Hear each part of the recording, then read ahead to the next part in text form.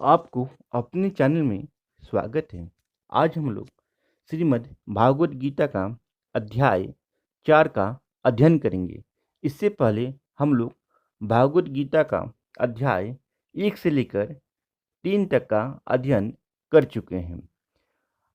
भागवत गीता अध्याय 4 आरंभ करने से पहले आप सभी से विनम्र निवेदन है कि चैनल को सब्सक्राइब कर लें, जिससे कि आप सभी को भागवत गीता का ज्ञान प्राप्त हो सके। तो चलिए शुरू करते हैं भागवत गीता का चौथा अध्याय। श्री कृष्ण भगवान बोले, इस अविनाशी कर्मयोग को मैंने सूर्य से कहा, सूर्य ने मनु से कहा और मनु ने राजा इक्ष्वाकु से कहा। हे अर्जुन, इस तरह परंपरा से प्राप्त यह योग जब ऋषियों ने जाना, परंतु अधिक समय व्यतीत होने से यह लुप्त हो गया। वही प्राचीन योग आज तुमको मैं बताया है, क्योंकि तुम मेरे भक्त और मित्र हो।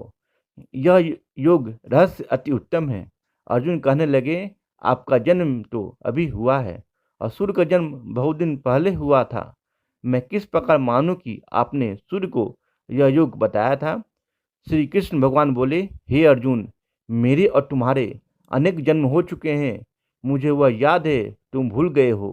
मैं जन्म से रहित अविनाशी संपूर्ण प्राणियों का स्वामी अपनी प्रकृति में स्थित हूँ तथा अपनी माया से जन्मता हूँ। हे भारत, जब जब धर्म की हानि होती है और अधर्म का प्रावलय हो जाता है, तब तब ही मैं जन्म लेता हूँ। साधुओं की रक्षा, पापियों का विनाश और धर्म की स्थापना करने के लिए प्रत्येक युग में जन्मता हूँ। जो मेरे इस अलौकिक जन्म और कर्म का तत्व जानता है, वह मृत्यु होने पर फिर जन्म नहीं लेता और मुझ में लीन हो जाता है। इस भांति मोह, भय और क्रोध को त्याग कर मुझ में भक्ति करके और मेरी शरण गति को बहुत से मनुष्य ज्ञान रूपी तप से पवित्र होकर मुझ में मिल गए हैं। जो इस भाव से मेरा पूजन करता है, उसके मैं उसी प्रकार का फल देता हूँ। हे पार्थ, मनुष्य सब प्रकार से मेरे मार्ग का अनुसरण करते हैं, अर्थात यह चाहे जिसकी सेवा कर, वह मेरी ही सेवा है। मनुष्य लोग में कर्म सिद्धि की इच्छा करने वाले लोग देवताओं का पूजन करते हैं, क्योंकि इस लोक में कर्म की सिद्धि शीघ्र होती है। मैंने चारों वर्ण की सृष्टि अपने अपने गुणों और कर्म से की है। सृष्टि का कर्ता मैं ही हूँ, तथापि मुझसे अकर्ता अविनाशी जानो कर्म मुझको बंद नहीं कर सकते तथा कर्म फल में मेरी कामना नहीं है।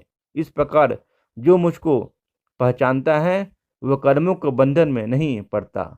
इस प्रकार समझकर प्राचीन मुमुक्षुओं ने भी कर्म किए, एवं पूर्व पुरुषों को पहिले की ही किए हुए कर्म को तू भी कर। हे अर्जुन, कर्म क्या है और अकर्म क्या है, इसके विचार में विद्वानों की बुद्धि भी चकरा जाती है। उसी कर्म का वर्णन मैं तुमसे करूँगा, जिसके जानने से संसार के बंधन से छुटकर मोक्ष के भागी होगे। कर्म, विकर्म और अकर्म तीनों का जानना आवश्यक है, क्योंकि कर्म की गति अति गंभीर है। जो कर्म में अकर्म और अकर्म में कर्म देखता है, वही पुरुष बुद्धिमान है, वही योगी और समस्त कार्य को करने वाला है। हे अर्जुन, कर्म करने अपान वायु का लक्ष्य लय करते हैं। कोई आहार को निरंतर कम करके प्राण को होम करते हैं, वे सब यज्ञ वेता है और यज्ञ से ही इनको सबके पाप नाश हो जाते हैं। जो यज्ञ में बचे हुए अमृत रूप अन्न को खाते हैं, वे सनातन ब्रह्म को प्राप्त होते हैं। हे अर्जुन, जो यज्ञ नहीं करते, उनको यह लोक और परलोक दोनों नहीं है। इस प्रकार के बहुत से यज्ञ वेद में विस्तार सहित वर्णित है। इस सब को कर्म से उत्पन्न हुए जानो, इनके जानने से तुम मोक्ष को प्राप्त होगे। हे परंतप, द्रव्यमान यज्ञ से ज्ञान यज्ञ उत्तम है। हे पार्थ, फल सहित सब कर्म ज्ञान में ही समाप्त हो जाते हैं। सो उस ज्ञान यज्ञ का तत्व दर्शी और ज्ञानी लोग तुमको उपदेश करेंगे, इसलिए तुम उनकी सेवा करना और उनको विनयपूर्वक प्रश्न करके ज्ञान यज्ञ जानना। इस ज्ञान को लाभ करके तुमको ऐसा मोह फिर नहीं होगा। इसी ज्ञान से समस्त प्राणियों से भी अधिक पाप करने वालों को हो तो भी ज्ञान रूपी नौका से ही सब पाप रूपी समुद्र को पार कर जाओगे। हे अर्जुन, जिस प्रकार प्रज्वलित अग्नि सब कर्मों को भस्म कर डालती है, इस लोक में ज्ञान के समान पवित्र और कुछ भी नहीं है। यह ब्रह्म बहुत काल प्रयत्न कर्म योग से सिद्ध हुए पुरुषों को अपने आप ही प्राप्त होता है। जो श्रद्धावान पुरुष इंद्रियों को जीतकर ब्रह्म ज्ञान में लगा रहता है, वह ज्ञान को प्राप्त करता है और ज्ञान को पाकर अल्प समय में शांति को पा जाता है। अज्ञानी, श्रद्धा रहित और जिनके मन में संदेह है, ऐसे जो पुरुष हैं वह नष्ट हो जाते हैं। जिसका मन सदा संयमहीन रहता है, उनको यह लोक परलोक और सुख कुछ भी प्राप्त नहीं होता। जिसने परमेश्वर का आराधन न और निष्काम कर्म योग के आश्रय से कर्म बंधन त्याग दिए हैं और ज्ञान से जिसके सब संदेश दूर हो गए हैं, हे अर्जुन, उस आत्मज्ञानी पुरुष को कर्म नहीं बांधता। हे अर्जुन, एतव अज्ञान से उत्पन्न हुए चित्त के इस संशय को ज्ञान रूपी तलवार से काटकर मेरे बताए हुए कर्मयोग को करने के लिए प्रस्तुत हो जाओ। इति श्री भागवत गीता का 14 अध्याय समाप्त हुआ। अब हम लोग श्रीमद् भागवत गीता का 14 अध्याय का महात्म का अध्ययन करेंगे।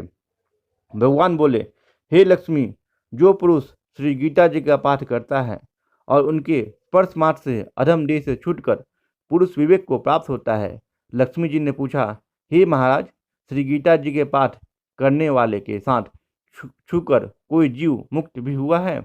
तब श्री भगवान जी ने कहा, हे लक्ष्मी, तुमको मुक्त हुए की एक पुरातन कथा सुनाता हूँ। भागीरथी श्री गंगा जी के तट पर श्री काशी नगर है। वहाँ एक वैष्णव रहता था। वह गंगा जी में स्नान कर श्री गीता जी के 4 अध्याय का पाठ किया करता था। एक दिन वह साधु वन में गया। वहाँ बेरियों के 2 वृक्ष थे, उनकी बड़ी छाया थी। वह साधु वहाँ बैठ गया और बैठते ही उसको निद्रा आ गई। एक बेरी से उसके पाँव और दूसरे के साथ सिर लग गया। अब दोनों बेरियां आपस में काँप कर पृथ्वी पर गिर पड़ी। पत्ते उनके सूख गए। परमेश्वर के करने से वह दोनों बेरियां ब्राह्मण के घर जा पुत्रिया हुई। हे लक्ष्मी, जो बेरी उग्र फलदान करो, जिसको पाकर हम देवदेही पाकर सुखी हुए। तब उस तपस्वी ने 4 अध्याय का पद का फल दिया। देते ही उनको कहा कि तुम आवागमन से छूट जाओ। इतना कहते ही आकाश से विमान आए। उन दोनों देही पाकर वैकुंठ को गमन किया। फिर तपस्वी ने कहा, मैं नहीं जानता था कि श्री गीता जी के 4 अध्याय का ऐसा महात्म है। वचन कर्म कर नित्य प्रति पाठ करने लगा। तब श्री नारायण जी ने कहा, हे लक्ष्मी, यह 4 अध्याय का महात्म है जो तुमको सुनाया है। इति श्री गीता जी का महात्म समाप्त हुआ। बोलिए बोलिए श्री हरि कृष्ण की जय। बोलिए बोलिए श्री नारायण विष्णु की जय। श्रीमन नारायण नारायण नारायण, भजले नारायण नारायण नारायण, श्रीमन नारायण नारायण नारायण।